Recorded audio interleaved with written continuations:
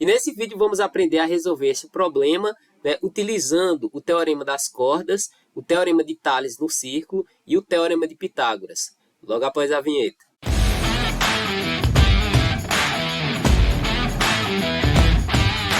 Olá, tudo bem? Meu nome é Emerson Alves, sou professor de matemática e aos sábados pela manhã eu estou resolvendo alguns desafios de matemática para a gente revisar, né, propriedades de matemática.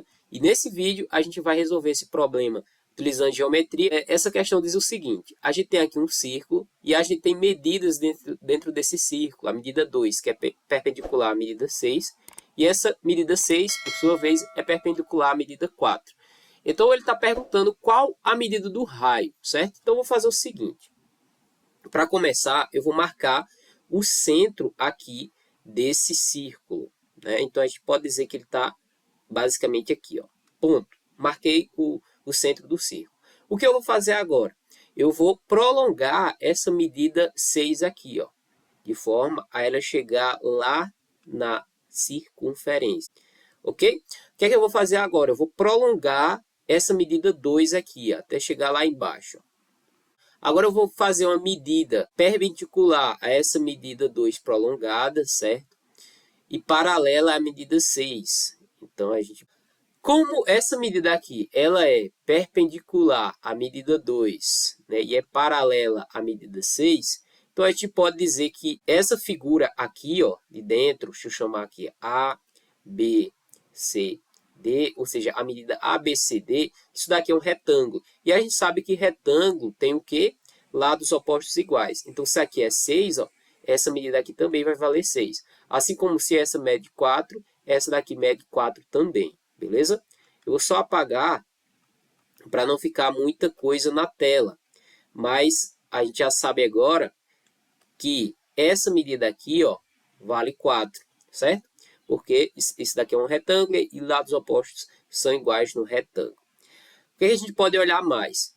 Veja que essa medida 6 aqui está embaixo, né? Ou seja, ela é simétrica a essa medida de cima, assim como essa medida 4 aqui, se a gente botar um corte aqui, ó, a parte de cima vai ser simétrica à parte de baixo.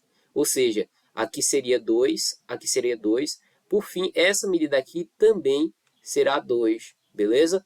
Por a gente ter, né, uma simetria nesse caso. Então, o que a gente conclui? Que essa medida aqui é 2 e essa medida sendo 4, ou seja, a medida que prolonga 2 vale 6. Então, eu vou só apagar aqui e resolver os próximos passos. Então, eu vou fazer o prolongamento e a gente sabe que esse prolongamento vale 6. Agora, a gente pode encontrar essa medida aqui, ó, x, que prolonga a medida 6. Aí, agora onde entra o teorema, certo? Das cordas, certo?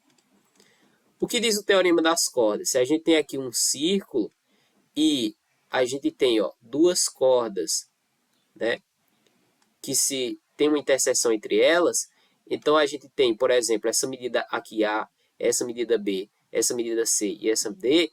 Pelo teorema das cordas, a gente tem que A vezes B é igual a C vezes D, beleza? Então a gente pode utilizar esse teorema para encontrar a medida x, ou seja, aqui a interseção dessas cordas, então x vezes 6 dá 6 vezes x, certo? Então isso vai ser igual a medida C, que nesse caso seria, por exemplo, 2, vezes a medida D, que é esse outro 6 aqui, tá? Só para não confundir com o outro. Então, 6. Nesse caso aqui, se a gente passar o 6 dividindo, a gente vai dividir 6 por 6, então a gente pode simplificar 6 com 6. E daqui a gente conclui que x só pode ser igual a 2, tá? Beleza, encontramos essa medida x aqui. Eu vou apagar e vou colocar 2, porque ela é importante para a gente, certo? Ok. Agora eu vou apagar essa medida 6, que prolonga a medida 2, e vamos fazer o seguinte, porque a gente não quer o raio, né? Então eu vou fazer uma reta aqui, ó, certo? De forma a ela ser uma reta. Não sei se ela é o diâmetro, tá? Estou traçando aqui de forma que ela pode parecer o diâmetro. Mas como é que a gente pode provar que ela seria o diâmetro? Bom, é onde entra o teorema de Tales no círculo. Vou colocar aqui, ó. aqui o primeiro teorema, vamos utilizar o segundo. Ó. Teorema de Tales no círculo. Vamos fazer o seguinte, vamos desenhar um círculo aqui, ó.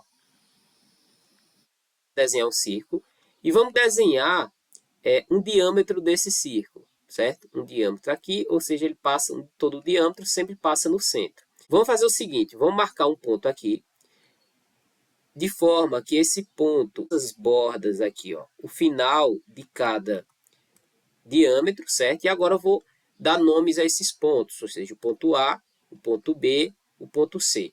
Outra coisa que eu posso fazer é o seguinte, ó, eu posso colocar uma reta aqui, certo? De forma que essa reta ela vai ser o raio. Então, se a gente tem o centro aqui, ó, então todas essas medidas aqui, ó, esse é o raio, essa daqui vai ser o raio e essa daqui vai ser o raio, concorda, né? O que é o raio? É toda medida que vai do centro até a circunferência. Então, por isso, a gente conclui que o triângulo ABO, ou seja, ABO é o que? Isósceles. O triângulo AOC também é isósceles.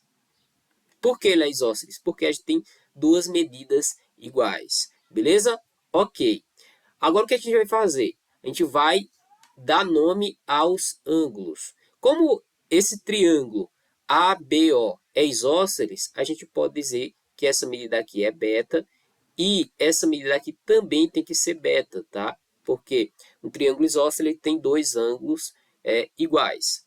Assim como a gente tem o triângulo AOC é isósceles, então a gente pode dizer que essa medida aqui é um alfa e a gente também vai ter essa outra medida aqui, alfa também, já que eles são isósceles.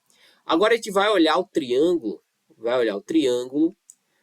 ABC, tá? O triângulo ABC, sabemos que a soma dos ângulos internos de um triângulo qualquer é sempre, ó, a soma dos ângulos internos é sempre 180 de um triângulo qualquer, 180 graus. Então, a gente pode somar, né?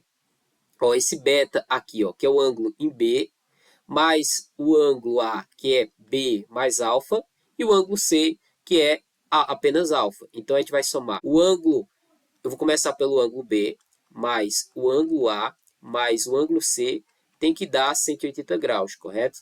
Então, a gente pode dizer que o ângulo B é o quê? É o ângulo beta. Mas quem é o ângulo A? O ângulo A é beta mais alfa. Então, beta mais alfa mais o ângulo C, que é alfa, tem que dar 180 graus. Então, vê só. Beta mais beta dá 2 beta, mais alfa dá 2 alfa. E isso dá 180 graus.